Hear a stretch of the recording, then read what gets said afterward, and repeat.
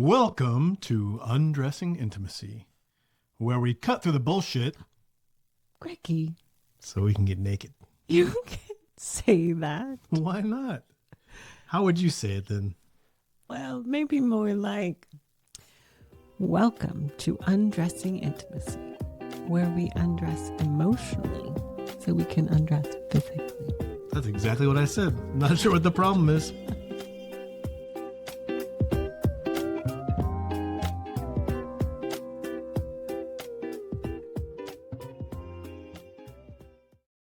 Welcome to episode number 96. Welcome back. We hope that you enjoyed last week when we had Tony Overbay on, and we only got through half of the content. So this week, we're going to give you the other half, and it's really good. We go into the 5 keys or rules to dealing with narcissism, or better put, emotionally mature people, because we're all that way. Emotionally immature? That's what I said. Oh, okay. Awesome. I think we could have talked with him for many, many, many hours. Like, he was someone we could have chatted with all day and not even notice the time passing. So I hope you're having that experience as well, that he just drops these nuggets of wisdom all the way through and these little insights that are so powerful. And I think there's a lot of insights you'll gain from this conversation too. Yep. So enjoy it. No, and you Just teed me up there too. impenetrable. Yeah. So on the Wake Up to Narcissism podcast, I have these 5 rules that I've had for a long time of interacting with the narcissist. The number one is this concept I have of raising your emotional baseline, because I have those 5 rules up to talk to you about. Okay, Can we good. go through all 5 of them? do it. Because that's Let's what do I it. actually want to talk to you about today. I have Okay. all 5 of them Oh, up here. okay. Let me land the plane on ego, syntonic, and dystonic back to childhood, and let's go there, because I do want to. This is the example where That's I actually exactly what I was prepared. bringing to you today. Okay, so here's what I said, okay, when a young child then is asked to share a brand new toy, the resistance is ego syntonic, meaning it feels perfectly consistent with how they see a situation, because it's my toy and I just got it, and why on earth are you wanting me to hand it out to somebody else, especially on my birthday? So when a kid, that's why I make the joke, every little kid is narcissistic by definition, Right. because they live at that ego syntonic. That's all they can do. They Right? only know their reality and Exactly, their world. right? And So they then- cannot see beyond it. Yeah. So as the child grows and develops, in theory, then there would be some more empathy, maybe a little bit more perspective taking, and some awareness of social expectations. So they could still feel the same selfish impulse, but then now all of a sudden it has moved into becoming ego dystonic. They know that's probably not the best way to show up. And so they may still feel deeply annoyed that they got the fudgesicles and all the kids ate them. But another part of them recognizes, I should probably want to share anyway. And it's not a big, There's like a deal. window or a door there, that there's another perspective or another experience, or that someone else might have a different experience than theirs. Totally. In that. Yeah. Even if they aren't yet like living up to what they want to be, there's at least awareness of something else outside of them. Yeah. And that's where it can feel uncomfortable. And then I'm convinced none of us really know, we don't have good relationship with our emotions, because, and I could go on a whole jaunt here, because I am literally convinced that any of us our age, or even now, that we were, even a good parent told us to not worry about something, or it's not a big deal, or calm down when we did think something was a big deal and we were worried about something. So from the start, we were told our emotions were wrong, and then they weren't welcome, and somebody else had to tell us that when we could have They them. were weak. Every Yes. single person, myself included, every client that comes through the door, that is what all of us need. Yeah. So then That if I don't know what to do emotional with my regulation emotions, and processing. Hey, Yeah. emotions are okay. You just need to know how to regulate yourself.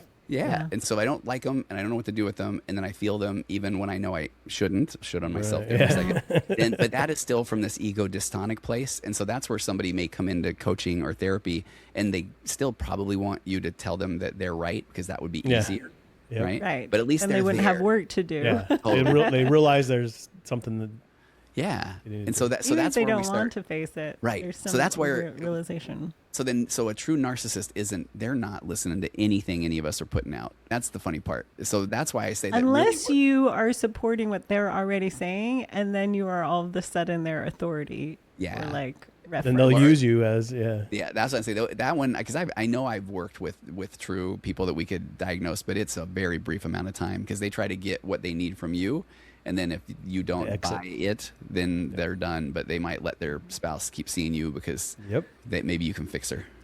Right. The spouse is the problem always. Yeah. Yep. Yeah. Okay, so should we go to the rules? Yes, 5 let's do rules? your 5 Okay. rules. I had picked those out today to talk about because I think they're so helpful, because when you are in a relationship with a narcissist, it is so discombobulating and confusing. And so I feel like these 5 rules really help support the person in that situation. And okay, so then the first one is this raising of your emotional baseline, and that and I'll tell you very quick. I love origin stories. This one came. I was working very early on in my practice, and there was this doctor I was working with, and his wife was not a nice person at all, and he liked to talk about medicine, and literally to the point where the last 5 minutes of a session, he wanted me to ask him questions, and I was really at the heart of my ultra running, and I would ask him all kinds of things about whatever, hydration and the body and the way things work. And then there was a time where I was not prepared. This was the beginning of my career. So I'm driving into work and I'm listening to the radio of all things back in the day. And then there was like a antidepressant commercial. And at the end, they go through all the real fast talking things. And one of them said may cause suicidal ideation. So I went in and I asked the doctor, hey, make sense of that to me. And then he waxed very philosophic and talked about growing up, I think in like Montana. And it was so cold that it couldn't snow. And it was called this state of anhedonia. And so then if you go look up anhedonia, it's like just everything. It's something so dead and flat. And so he just said that he liked thinking of it that if you had somebody that was so clinically depressed that they were in almost a state of anhedonia and they didn't want to do anything, and you put this antidepressant in their mouth every day, after about 3 weeks, they would lift their head up and go, oh, this isn't good. I don't think I want to live anymore. And so he's like, you got to hurry up and get them through that. And I just got hit with this idea of this baseline of emotions that fluctuates up and down. And so then I just thought of it in ways that, oh, that's why that sometimes the same decisions are coming at us every day, but depending on where our emotional baseline is, we're going to respond different. And it's even, and again, I will lay out, I am not a psychiatrist. I don't prescribe medications. I'm not a medical doctor. But so when somebody will even ask me about my thoughts around, let's say, taking medications, a lot of times I'll say that I work with people and it seems like they're at a spot where their baseline is so low that they can't access the tool they need, but they are aware of it. And so sometimes taking a medication can help raise your baseline up to get the tool. And now you can start to do the work, meditation, journaling, going to therapy, whatever, and it raises the baseline higher. And so now they can make better decisions. And then if they want to get off of a medication now, at least they can anticipate that might have a little dip in their baseline. Or if they now realize, I like where I'm at here, they'll stay on it. So I've used this emotional baseline theory for 15 years or so. And so I just think because that's where then the next line I always say is self-care isn't selfish. So if somebody really can't even figure out what to do next, getting out and going on a walk might bump the baseline up a little. Then watching a show they like, bump it up a little bit. And then eventually they might be high enough that they can grab traction. And because a lot of times people are so down, they don't know what to do. And that's where and in that down state, there isn't a lot to draw on, right? Yeah. There isn't an emotional bandwidth there. And when you have low emotional bandwidth, you have low energy, right? Yeah. Mm-hmm. You don't have the motivation, the drive, the capacity to move into some sort of action.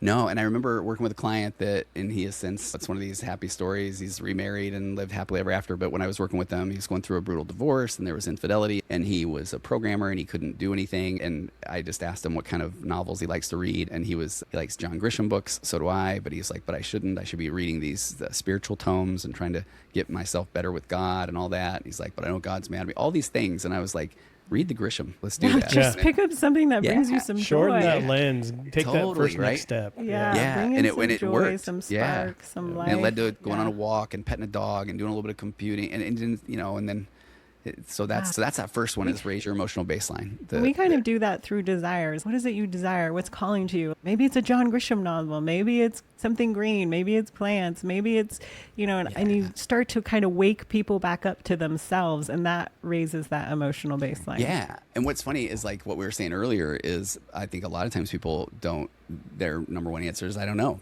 And then that's the first is I don't know. First is I don't know, and then the next one is they start defining them with everyone around them. Totally. Like I want my husband to be happy. I want my kids to be happy, and I'm like, what do you want for yourself? And so I think that's the next phase. Yeah. They don't know. Yeah. No, that's but so usually good. with listening, something will bubble up, right? Maybe it's a week, maybe it's 2 weeks, maybe it's 3 weeks. If you're pushing on it, you'll find something. But bubble, and they're like, this actually sounds really interesting, or I've always wanted to, or I want to get back in, or whatever. And I've heard wildest range of things. Exactly. And what I think is so cool is it doesn't matter what it is. Yeah. No. There's no one right answer. Just do something next. It does not literally matter. No, and I think so much is like what we get to do, coaches, therapists, is sometimes all they need is permission. I mean, and I'm sure you guys right, experienced that where it's like, oh, all I had to do was say it's fine to go be a belly dancer, and now they're going to do it, even though I'm like, that's wild to me, but because that's real. And I've they're had that joyful, and they're like the happiest, moment. I can be a belly dancer. We're you good. could, Greg. And actually, you totally. Tony gave me permission. That's what Amy had texted me about one-on-one today. We're here now. We're here. Make your dream come true. Yeah. So that first one, raise your emotional baseline. Self-care is not selfish. And then these are in that, again, if somebody's saying, I don't even know what to do in this relationship, emotionally immature, narcissistic.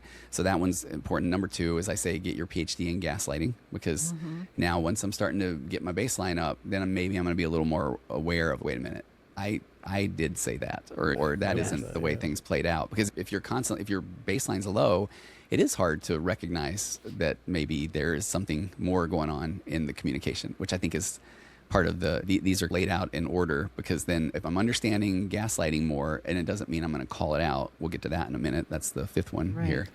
But it's, that is not my reality. So then that leads to the 3rd one, which is essentially get out of unproductive conversations. Because once I'm realizing, wait a minute, my baseline's raising, that is not my experience. But the more I'm in this, the crazier I'm feeling, that I need to learn how to get out of unproductive conversations. And then that leads to go ahead. I want to ask you a question about 2 and 3, but do you want to say 4 and 5? Yeah. Because I think sometimes I think they all do probably fit better than might be like the stages of grief and loss, where you can kind of go back and forth between them.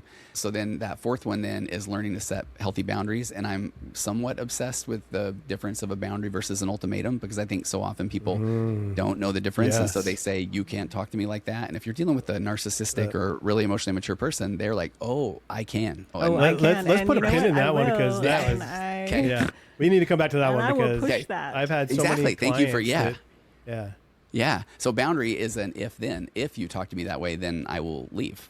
And then I have to tell you, there's an episode of Wake Up to Narcissism where I like humor, and I said a thing that was funny, probably not a funny time, where I said in that one, and then know that if somebody does that, then you disappear, you walk out, then you duck left or right because a shoe is flying. Because and I'm saying it like just trying to be hilarious, but then I know that unfortunately in some of these situations, because it's threatening the narcissistic or emotionally immature person, because they're about to lose control. And kind of back to what you were saying earlier, Amy, that one of my favorite quotes is like, you can have love or control in an adult relationship, not both.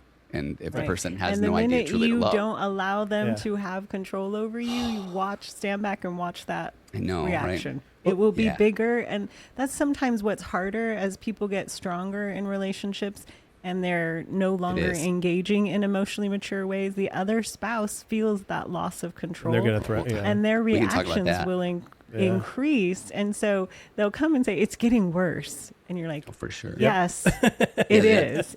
And it's also directing towards you getting stronger and getting more clarity. But yes, it's like addressing these things doesn't always mean it's going to get nicer or it actually probably won't. And that's why I love the concept of co-regulating, when you just look at, we're just 2 little nervous systems dancing around. And if we're at that point, we're dancing in chaos. That's the familiar.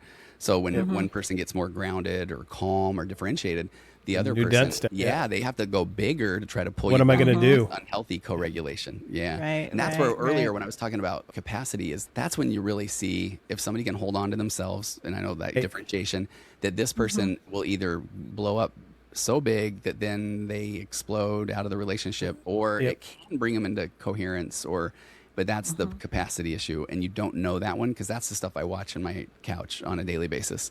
As one, the other one's you can even make it sound nice and say test for safety, because they've heard this person be calm before, but it doesn't. But it's changed, Yep. So this one's this is consistent. So it feels unfamiliar and scary. And that's where I started talking recently about, we're just kind of making mouth sounds. Like one person's going, and the other person gets even bigger. And then this person like calms down, and this person then does it. And that's the dance of the emotions. And so it's, once you can really understand who you are, now I can hold on to myself even when this person starts saying scarier things. It's that's what, louder or more reactive. We just had a podcast about that called around safety. And that's really what we talked about, emotional safety, right? Because when you can become consistent in the way you're going to process through your emotions, your spouse can recognize that and realize no matter how bad that emotion is or what it signals to me, I'm safe because I know that they're going to process through it and it's going to be consistent. Yeah. And there was a small book that we just read that one of our clients showed to us called Safety, and it was Safe. safe. It was safe, and it was just Raising your. I read it in The 2 hours. Minimum Was I doing that? Stand-Em Oh, for wow. Intimacy by Scott Austin Martin. Yeah. Very short, like an hour long. Uh-huh. Like But it was- not super intense or in depth, but Wow. laid out that idea. just so really pretty well. explained a lot of that kind of stuff. But that's what you're talking about. Like that Yeah. person's gonna, if you can stay within yourself, they're gonna go either figure out that okay, you're being consistent. Now what You am I gonna hope. do? And that's where, Uh-huh. yeah, right. And that's I think maybe the capacity issue, depending on it, and sometimes that can harken back to their childhood trauma, Right. and yeah, and because it is, and I'll call it sometimes the greatest hits, where then when you're holding on to yourself, you will hear all the things that have gotten you to jump back into codependency in the Yes. past. You They're think gonna you're try better, all you the think you're right, push and I'm points wrong. and You think, triggers yeah. and all Yeah. of the little hooks that are going to try and pull you back in. And then when you realize, oh, I've heard that one. Oh, I've heard that one. And then I, Check again, the list, back. check that It's list. your going back to popcorn jokes. moment, right? Oh, Like yeah, pop the yeah. popcorn, stand back, Oh, and just watch the show. Yeah. 'Cause Sometimes here you, it goes. right? Sometimes All the you want tactics remind to them. bring you back into that. Yeah, and minute. you might even say, "Hey, you Yeah. forgot this one about that. I think I'm better," but you don't want to say. Wait a that, minute, you right? forgot these three. Yeah, but so then that is so then the fifth one though is so important because that's the you'll never give the other person the aha moment or the epiphany, and I think Right. that is one of Find the those hardest things for perfect people to words. let go. Yeah, I think that's the hope that keeps people stuck in these cycles. They can keeps stop the talking, craziness by saying keeps something like, right. I'm Yeah. going to find the right words and they're going to reach them and strike them to the core and they're going to Yeah. have this aha. And it's not realistic. The person No. can only have the aha if they choose to Yep. have the aha. and that's And why that's I the like sucky part about a relationship, right? You can't Totally. control the other person, right? you can't, and you try and That try, and inherent I. risk. The Well, I risk. think when I listened to you guys with Jennifer, there was, and I meant to go back and even listen again before we got on here today, but it felt like or sounded like that you guys got to that point where you kind of did let go of that need for the other person to do a thing. Is that true? Yeah. And then, and that's the part that I would just think I give you guys so much credit for, because then is that when the thing that you never anticipated started to be there, or that was the healing? And it's crazy because it was that moment of letting go of those certain things. Yeah. It really was the moment when I like, Amy, what is it hard about being married to me, right? And she That was right there. I remember that, honest. Greg. Yeah, she was honest with me. And it was really that moment of, do I deal with this honesty in an honest way and want a relationship with Amy, or do I fall back into my narcissistic ways of protecting myself and start finding all the excuses? And it was, I don't know why, but there was that moment, so the explosive moment of like, no, I don't want to be that way. Like, I want Yeah. to let go of these things. And it really was a point that changed my life completely in all kinds of different ways, right? Because I found that I was seeking validation everywhere, church, at work, with my kids, with you name it, I was seeking it. And it really was shocking to me in the moment. And it was like, no, I don't want to be that way anymore. So there was that landed. kind of that thing, Yeah. No, that landed. I remember that well. I mean, that was when I was like, oh, these guys are awesome. I mean, that was. And Amy, what was that like for you? Did you feel a shift?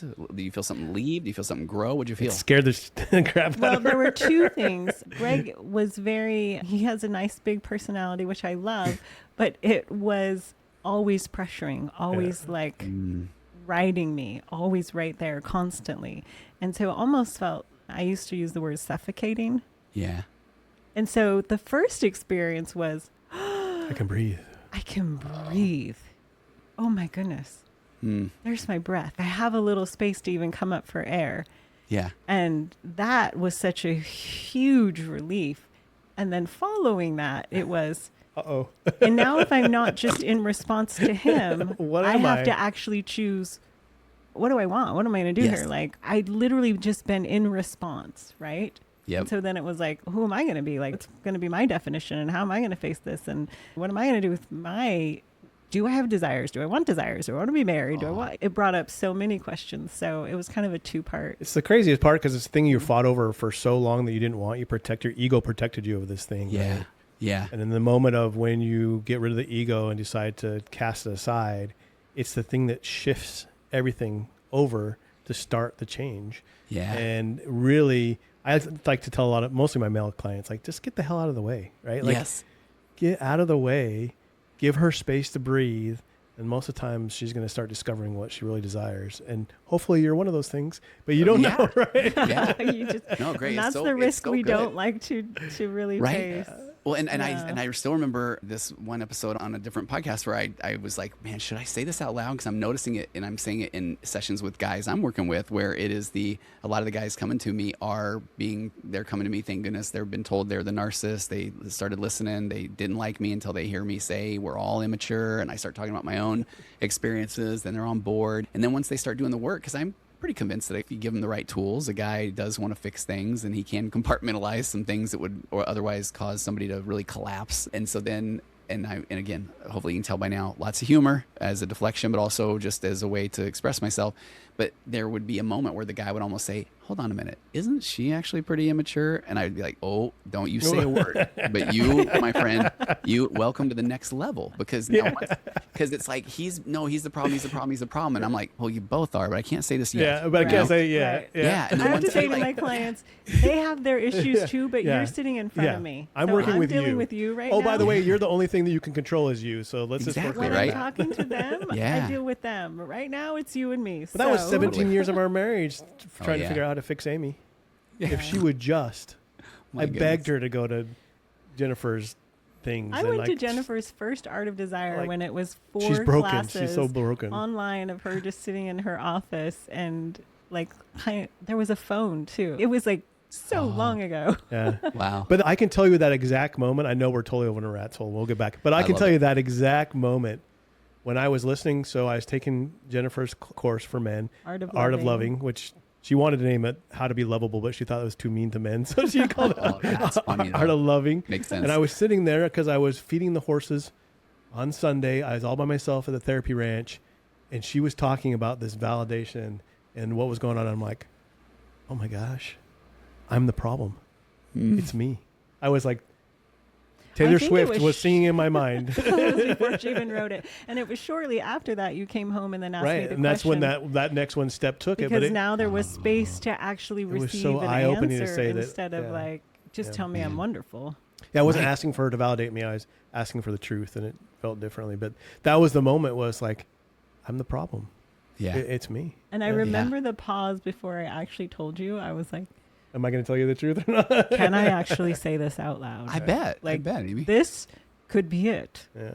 Like, you have those moments. We've had a few of them in our marriage where we're like, okay, This is going to bring us This together, could or be it's it. going to blow us apart. We're gonna this find out. conversation, this admission, this whatever, this could be it. Like, this really could press up against that risk that it tips. This could be a Yeah. tipping point. And Well, or That is it was also one of though?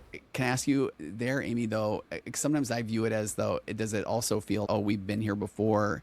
That's why I've been lately just saying, but this mouth sounds that he's making sound better. It feels better, but could it potentially be another round of I've figured it out this time, or did it? Yeah, Well, there that was was that was actually the a scary, the difference different part. because he had asked the question more Yeah. than once before in Okay. many ways. Okay.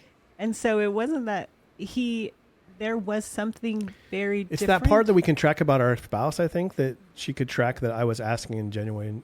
It wasn't Genuine perfect words. curious.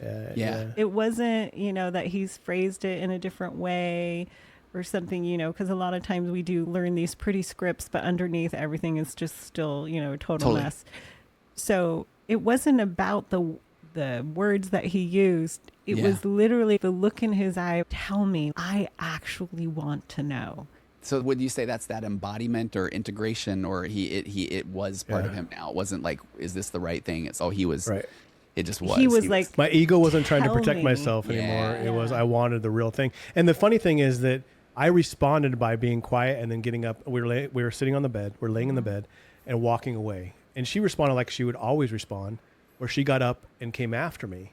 Well, my came egocentric, after, not in a like attacking way, but Yeah. like To comfort. to comfort me. Yeah. because that sounds And like my I came egotistical after way her. before would have invited her in to be there and to comfort me like, and tell me how soothe good it. it was. And I said, no, I'm okay. I just need a moment to think about what you've just told me. Yeah. So I even sent her away at that moment. So that was completely different than You everyone also before. said something like, it hurts because it's so true. Yeah. Mm. I need something to think about it. It hurts. I know it's true. Like, you I need some time to struck. process it through it. Not like I'm going to attack and I'm not going to be okay, but like, And that was probably the first time when we go back, narcissism, like you said something and you saw that I recognized it was true and you knew it was true. And both of the time that was a moment that we we're in that truth together, right? And so Yeah. one trying to gaslight the other Yeah. to protect themselves. Wow. Yeah. Oh, that's Yeah. that's beautiful. That so you yeah, I guess kind of going back to then that rule 5. You, Greg, you had your own epiphany. You had your own Yeah. Oh, aha yeah. moment. Yeah, and That was a shifts the huge whole aha thing. moment. Yeah. It wasn't me trying to convince him to ask the question so that I could Yeah. tell him what he really needed to hear and show him. It was none of that. It was No. him having Yeah. his own experience and then legitimately coming to ask me. And I could tell the difference between all the other times when it was like, no, I just really want you to tell me how wonderful I am, and what a great dad I am, and what a great husband and father, and yada, yada, yada. It wasn't that. I think the last part about that, and this is the funny because every time we say this, we get one specific question. I told her that night too, I said, I never want to have duty sex again. Yeah. So you go figure out what you want and your desires. I'll be here waiting for you. I got a lot to take care of myself. I was like, man, I have got to impact and fix this stuff. I got a lot of work to do. And so we did that. And every single person asked, well, how long did you do it? Oh. How long did you not have it go on this fast? We have scoured our brains. We have gone back to our calendars and our journals. Usually I write everything in my journal. It's not in there. So. We can't tell you. And this is what I tell my clients. Like, if you're asking that question, you're probably not ready to be there. I right? think Because so. it's I not a remember when time you said thing. that on the interview with with Jennifer there, and I remember I was hanging on there like, okay, let me get some notes out. How long was that? Tell me how long, and I'll be able to share that with the clients. And yeah. To me, And I that's the think it first was- sign is if you're looking at a time, how long is this going to be? Then it's Totally. again setting yourself up to get you better and to a better place and get what you really want. We both had our own work to do. And I think because it was like mine was, the relief and then like, oh my gosh, what do I desire? Like Yep, I actually yep. have space to decide. And that was kind of all consuming for me. And his, work on what I had told him was all consuming in a good way for both of us. And so time wasn't even really a factor. Yeah, we had lots to go do. It Yep. Well, I didn't think play into that. I think if you guys have said when I was listening even recently that I like this concept of it has to be outcome independent, and I think you guys have alluded to it. Do you say that similarly? Yep. Oh, Yeah. absolutely. Yeah, we got to that's what I get rid thought. of the outcome. Yeah. And so then I think that you're right, Greg. So if somebody's still Yeah. wondering, well, when will I know, or when will I? Then it's like, oh, How long will this yeah. take? How It's long like- do I have yeah. to white knuckle? Yeah. You're like, you're not ready yet. That's so No, true. exactly. It's that change happens, that energy, that life-giving Eros energy, what we talk about, right? Yeah. Does not like outcome driven or boundaries put on it. So like if we're putting a timeline on it, it's going to go, poop, I'm not going to do this. I have to tell you what's funny is I was listening to you guys were answering a question and somebody was saying something like, how can I do this so that this other person won't do this and this? And you guys answer the question great, but in my mind, all I'm doing is like, oh, you can't. You can't Yeah. do it so that the other person won't get mad. You can't do it so that it will land well. You can't Not do it so possible. that no, you just eventually have to do it and then know and then say, tell me how that landed. But then that Yeah. person has to know how to have the courage to respond. And so it is. Yeah, and that's why I think what's impressive is that you're both doing the work. And so often I might have 2 people in my office as a couples therapist, but really one is doing the majority of the work. Yeah. Yeah, no. And that's the great part about it. And what I found so wonderful is that we still screw up all the same ways. That's why I tell everyone there's nothing special about us. We still F it up all the time in all the same ways. We just recognize it so much faster. And we have the tools in our tool belts to know, hey, I mess it up. I don't want to do that anymore. How do we get back to norm? It's been interesting because we went probably a year and a half, just kind of in cruise control mode almost, where it was just like, this is easy. We're always emotionally connected. This is going well. We have our bumps, but nothing big. And then We had a good dust up. 2 months, we just like hit some major dust ups. And but the great thing about it is the things that we'd set to ourselves, the emotional check-ins that we do every day, the simmering that we do together to stay physically connected, are the things that literally brought us back. I remember and our I was ability so to be in a conversation and say, I'm flooded. I'll be I have back. this Like, emotional flood. I don't know what's going on. Working this out and repairing this took several Yeah. interactions, Attempts engagement. It or- didn't yeah. happen all at once. Yeah. And so it was like, whoop, hit that point, got to go, re-regulate, and then we'd come back, Well, I even remember gotta once go re-regulate. I got so mad Yeah. that I got up and left and I went to my office. We're laying in bed. This topic came back up. We hit this doozy. We're in the middle of it. We're trying to process through it. I know what I'm supposed to be doing, but I was getting those emotions that I couldn't get back down. And so I went up to my office and I would just sit there. And you know what brought me back was these rituals that we do every day, the emotional check-ins, the simmering. I was like, I am not going to not go to bed and have this check-in with Amy. And so I left my office, went back down and said, okay, let's go back through this and do it. You So made a lot of progress in that check-in. it's these Wow. I these read that rituals one. and these tools that have given us the ability to process through the same stuff that happens, and 'Cause even the we're big ones. Very different people 'cause, with yeah. very different like preferences and opinions Yeah. and, personalities. And that's yeah. okay, by the way, now. It used to not be okay. I was trying to make Right. her be like me, right? Yeah. And Yeah, we talk which is about funny to think the that problem that's of like- being different. Yeah.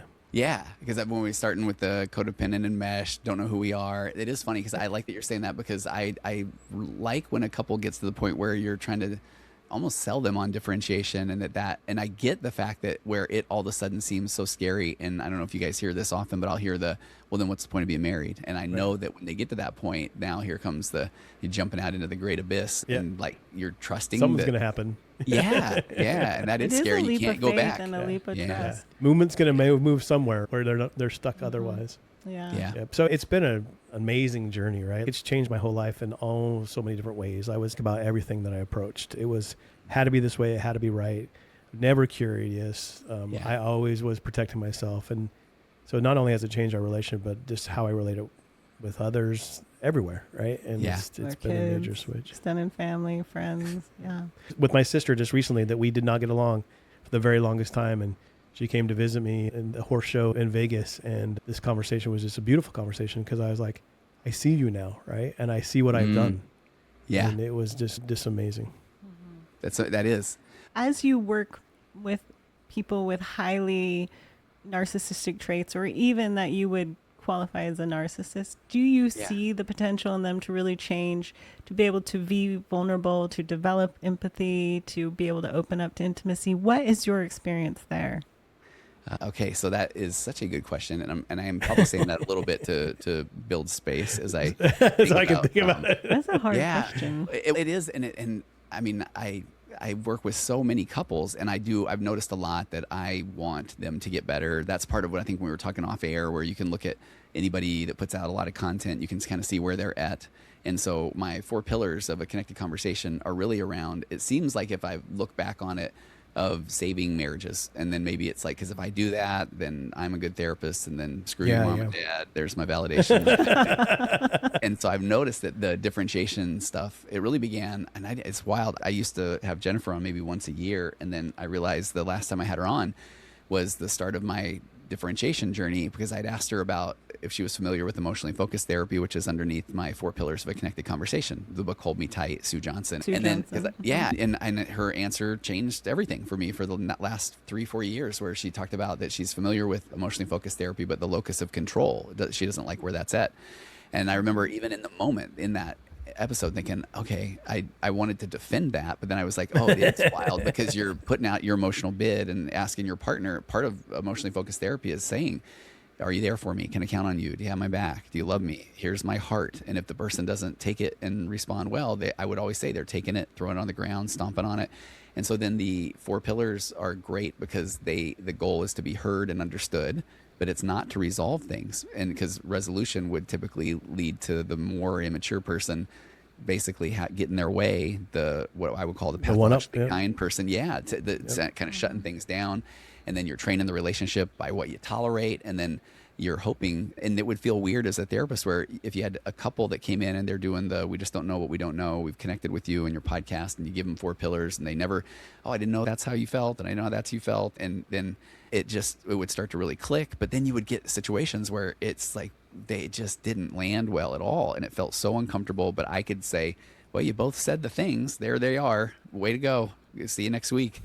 So then the differentiation piece was so powerful, because then it was like, why is that hard for this person? And why is that hard for this person? Mm-hmm. So then the next, I really think the last 3 years, I've just, every single episode's differentiation, the 4 points of balance, getting to the part where you construct your crucible, and you know who you are, so you can withstand all the darts and the arrows, and then say, hey, tell me what you were hoping there, or what was that? Why'd you throw that? Yeah. And then realizing at that point that then if somebody, so I want to say half my couples that come in are, and this is where I go in my head, they're coming from the virtual couch side of things, where they get these tools, and it's some of the most engaging, rewarding work you'll ever do where they don't even need me that long. And I'm like their 4-pillar Sherpa, and I know we didn't go through like all of them, but it's you separate this observation from judgment, you assume good intent, you don't tell the other person they're wrong, you ask questions before making comments.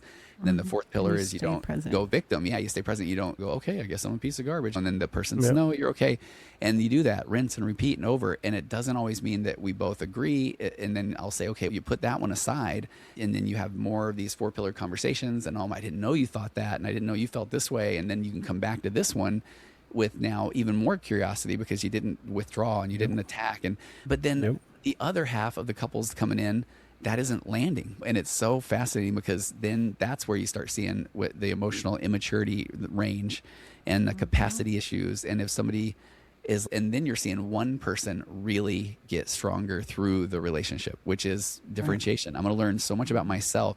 And I think this goes back to something I probably didn't land well. I didn't spend enough time on earlier, but when somebody is still so worried about if they don't really know who they are, there's this cliche that if I don't love myself, I can't love another person. I would imagine you guys now have a whole different view of that because I now know, I get it now. If I love myself, I'm not trying to figure out how to get this person to love me. I'm genuinely curious about their experience and I'm okay. And I will talk often about helping somebody get to this place where they have a 90% solid, maybe 10% flexible sense of self. And so if I know who I am, I want all the feedback from everybody. And what if 90% of the time I'm going to say, man, thank you.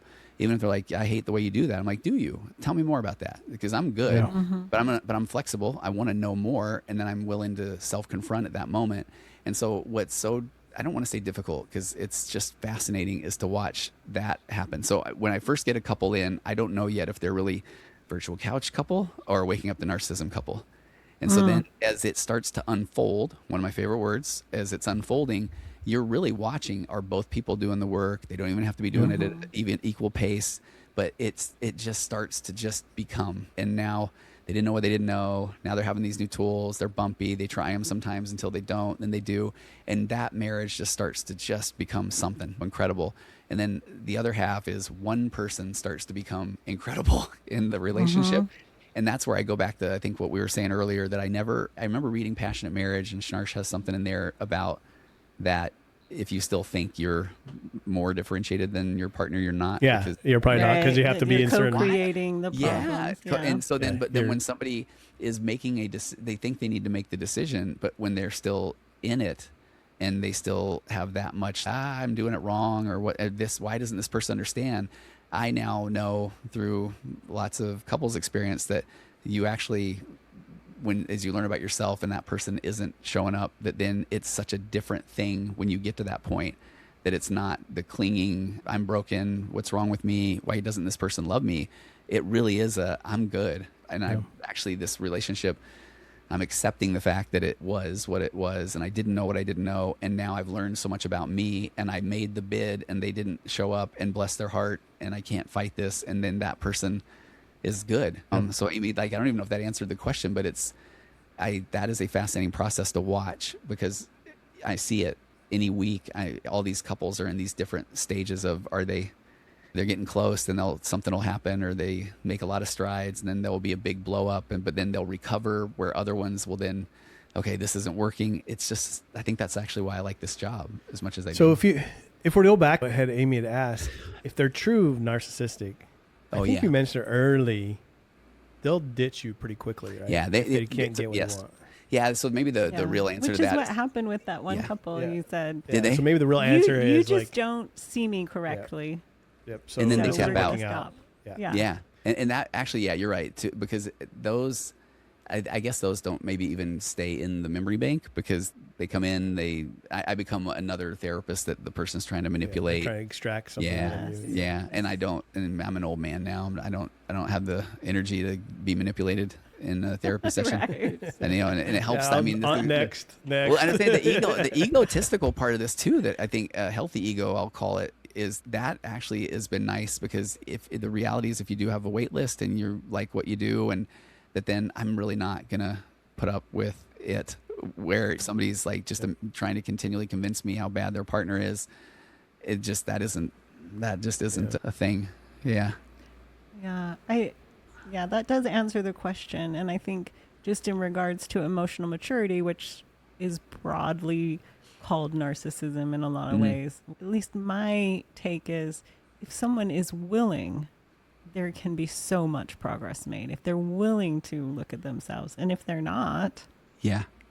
like you said, there's no magic words that I can produce that is going to promote that change. Yep. There's really not, and I can't lie. If I can find this quick enough, I want to read you something in I have so many Google documents, it's crazy. But I'm scrolling We were just going through mine Were today. you? and Greg said the very same thing. I'm like, we were running you out of have disk so space. many Google. Disk You have 85% space used because of your Google. It's so crazy. And I know that this is one that I really thought that this would come up right away. But it's about emotional maturity. And there's a quote that I really like. And it's from a book it's a fiction book did you ever read The Silent Patient by chance? Mm-mm. Okay. It's by this. Yes. Did you? Oh, Amy Okay. probably did. I'm a reader. Yeah. And She reads everything. when it's Alex Michaelides, and then I was like Nicolaitis. yeah, and it was I saw that the was name an, Alex in my mind. I can see the cover of the book. it was amazing. I mean, it was like, and that author writes a lot about therapy. I even looked to see if he had been a therapist, but he was just very pro therapy. There's another book that he wrote. It's called The Fury, but he has this character that describes therapy in a way that I just wrote. It really captures the essence of emotional development and emotional immaturity. So it's a fiction book, but I think about this often. The fictional character was talking about his therapist, and he said, I remember once she said something chilling, and he said it messed up my head for a long time, but it changed his entire life. So then again, it's so funny to be quoting fiction like this, but he said, when we're young and afraid, when we're shamed and humiliated, something happens, time stops. It freezes at that moment, and a version of us is trapped at that age forever. A frightened child is hiding in your mind. It's still unsafe. It's still unheard and unloved. And the sooner you get in touch with that child and then communicate with them, the more harmonious your life will be. And then here's the part that it chilled me. He says, after all, that's what he grew you for, isn't it? A strong adult body to look after him and his interests, to take care of him and to protect him. You were meant to liberate him, but instead you ended up becoming his jailer. And I just like that, right? And that one, just your little kid version of you did not know what to do with the immaturity and with the. So put it away for later on and for you to deal with. Yeah. I mean, when I ask people, when was the first time you remember? And it's there, right? It can take you right back. Walking through the halls in 6th grade, my 2nd grade teacher, my ... I mean, story after story. And they're like, oh my gosh, I have never thought of this.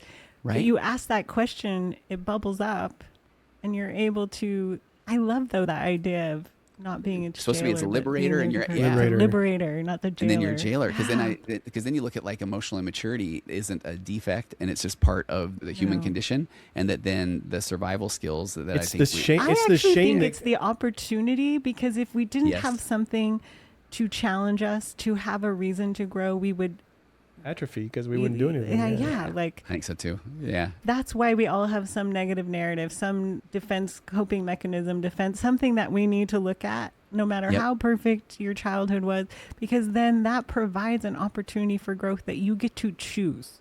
Yeah. That you have to opt into. Well, if you go back to think about what you just said, like there's no way you're going to be raised as a child and not have things that you can't resolve, because a child cannot mentally resolve it. So you're going to put it away. Yeah. And you're waiting for the big kid to take over. You're waiting for the big kid to take care of it. Yeah. But then the shame doesn't allow you to take over because you're so shameful of it. You're going to imprison it and hide it. Yeah. So I love that. I love that quote. The liberator and the jailer. Huh? I'll text you guys I've got a little Google Doc that I have that has that, and then it has a bunch of emotionally immature patterns, that black and white thinking, magical thinking, emotional reasoning. I'll send you guys that as soon as we're done here. That would be It's awesome. fascinating. Thank you. Yeah. All right, we are going on an hour and a half here. So that was fun. That was a lot of fun. That was a lot of fun. So we're going to wrap this one up. We appreciate everyone listening to this podcast. Thank you so much. You want to say something before we go? I want to say, where do they want to? Oh, yeah. Tell us how they get a hold of you. Yeah. Go. So really on Instagram at virtual.couch, TikTok at virtualcouch, or TonyOverbay.com. Those would be the greatest places. And then I'm revamping my marriage course, Magnetic Marriage. I've got a men's emotional architects group that I'm only a mere year behind on launching. That is because I was not quite as emotionally mature as I thought. And so I really didn't think I had to get my reps fully in. So that's coming soon to the internet near you. And I've got all kinds of stuff around faith crisis stuff and a parenting thing. But that's where my dreams are much bigger than my actions. But if somebody follows me, they'll eventually will land on a lot of those. Awesome. Yeah. Well, it's been such a pleasure to have you on. Until next time. Keep undressing your intimacy. Bye-bye.